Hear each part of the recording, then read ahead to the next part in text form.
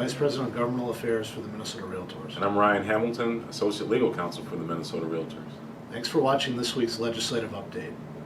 Last week, the negotiations between the governor, Senate leadership, and House leadership started to pick up the pace. And heading into the weekend, the governor made a commitment that he would put a transportation proposal on the table as what he called a compromise.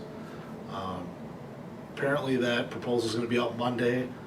That's significant for a lot of reasons. One, transportation is one of the big pieces remaining to be finalized as a carryover issue from last session. But another reason is that the transportation bill appears to be the linchpin for all the other big issues like taxes, the bonding bill, and the supplemental budget.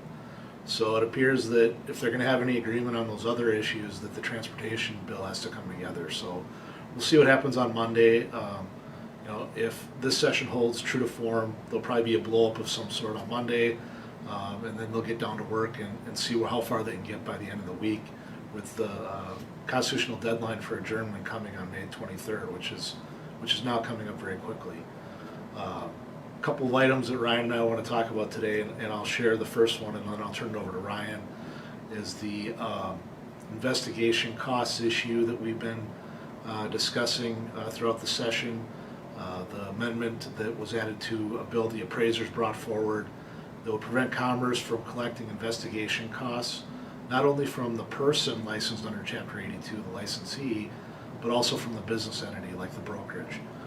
That language is currently on the Senate floor. It is in the House Ways and Means Committee to deal with the fiscal impact of that bill, and it's going to be heard on Monday. So looking forward to getting that bill to the House floor and hopefully getting floor votes in both the Senate and the House very quickly. Now I'll turn it over to Ryan for an update on the interim ordinance issue. Hi folks. So on Wednesday, the House passed Representative Nash's interim ordinance bill.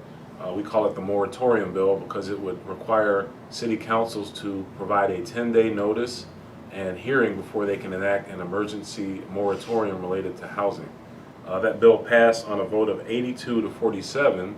It was a Republican author, but 10 DFLers joined with Representative Nash to vote in favor of the bill. So I classify that as a strong and bipartisan vote in favor of that measure.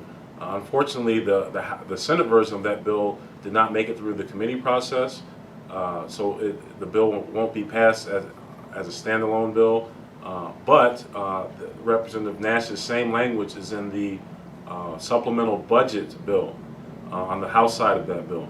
So the supplemental budget bill is currently in conference committee. So there's a small chance that that could be adopted and become law through that measure. But again, with this bipartisan vote and with the language being in two places, it sends a strong signal to cities that they should really think long and hard before enacting a surprise moratorium on the housing community. Thanks for watching. Thank you.